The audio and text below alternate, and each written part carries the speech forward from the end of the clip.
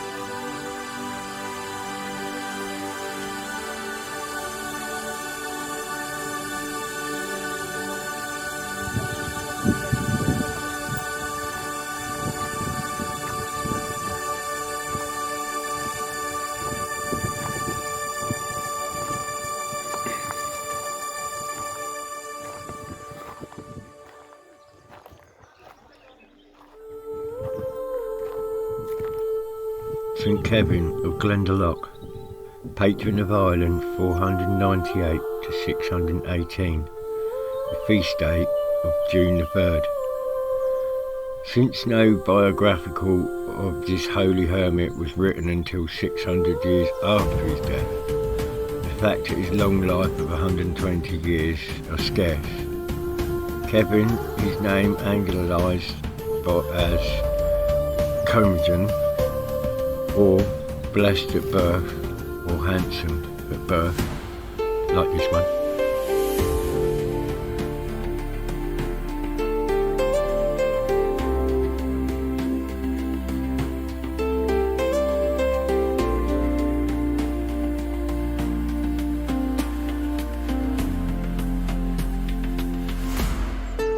On the forefront of a great company of saints who made Ireland glorious in the 6th century stands St Kevin, one of the principal patrons of Dublin. He founded the celebrated Abbey of Glendalough, which became one of the 4 principal pilgrimage places of Ireland. 7 visits to Glendalough is recognised as equivalent to 1 pilgrimage to Rome.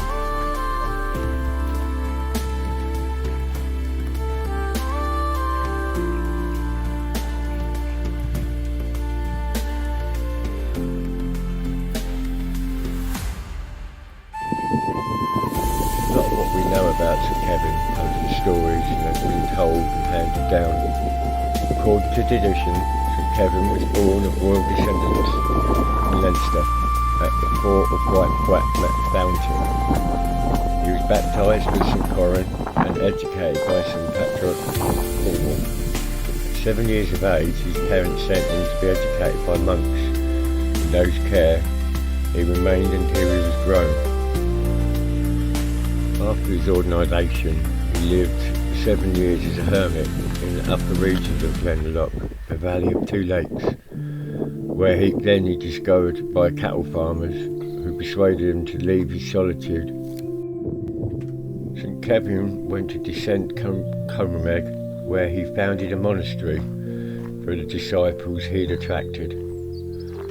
Soon after, due to the shortage of food, he moved his community to Glendalough, farther up the glen to the place where two sparkling rivers met.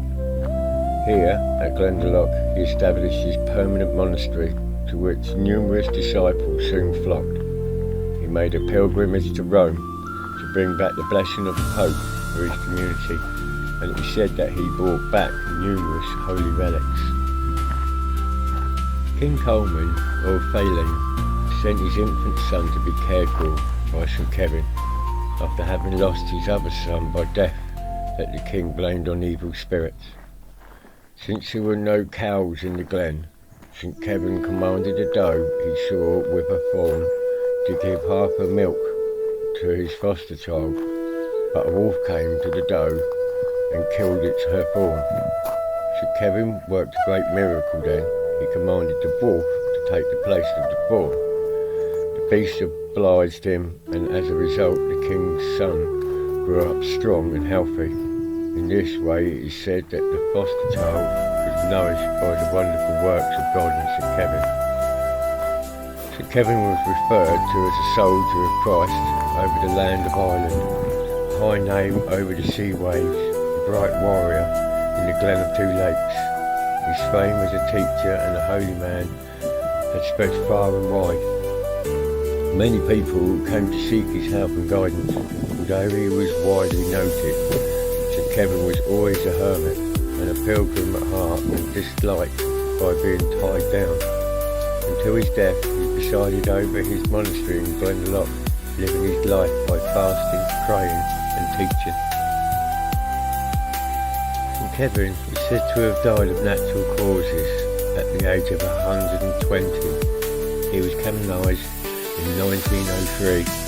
His species observed throughout Ireland and parts of the world on June the 3rd.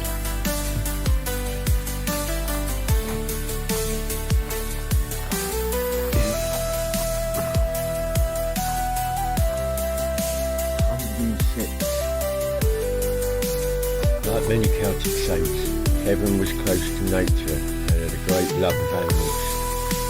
When he was a boy, every morning and evening a white cow would come to his parents' house with milk for him, perhaps symbolic to the wisdom, poetry and brightness associated with the boy. At an early age, St. Kevin wandered off into the Wicklow mountains and spent time in solitude, first at Hollywood near Blessington and finally Glendalough. Legend says his place in solitude was revealed when the owner of a cow that strayed into the area discovered that she began to produce great qualities of milk. His 3 teachers came and took him back to the monastery where he continued his studies.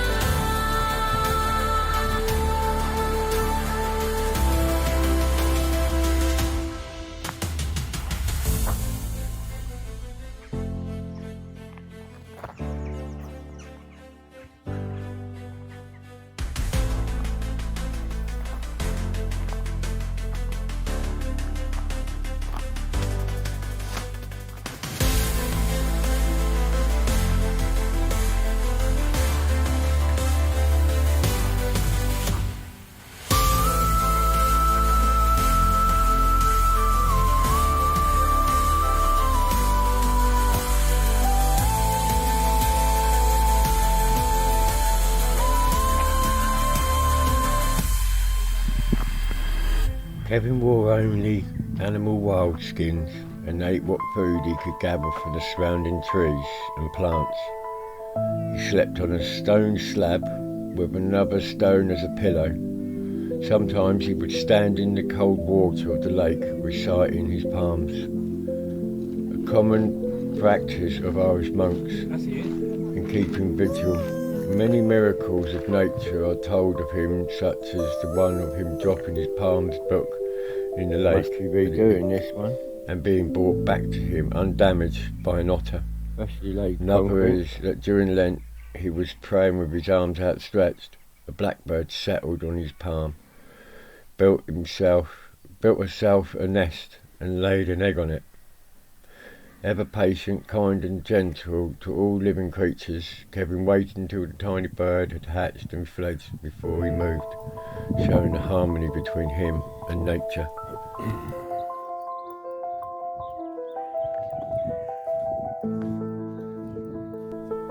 Before his death, Kevin decided to remain permanently at his hermitage, asking his monks not to visit, bring food or disturb him in any way. The wild animals kept him company. The final story demonstrates the harmony with creation that seems to have surrounded him. A wild boar which was being hunted found its way into his auditory, closely pursued by dogs and men. Huntsmen, however, on seeing the saint kneeling under a tree, praying with birds perched on his shoulders and hands, were dumbfounded. The hounds laid down and would go no further after the boar. For the sake of the hermit, they all went quietly away and allowed the boar to go free. So Kevin died.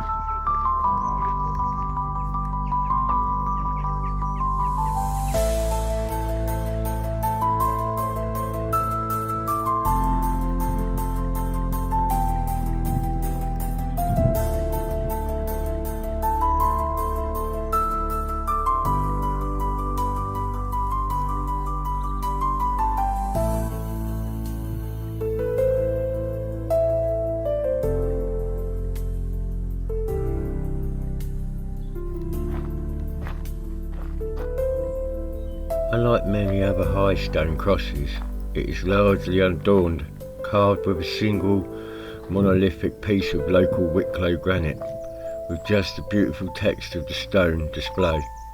It also unusually set within a granite boulder rather than a traditional base found on other high stone crosses. And finally, it has an unpierced ring around the head of the cross.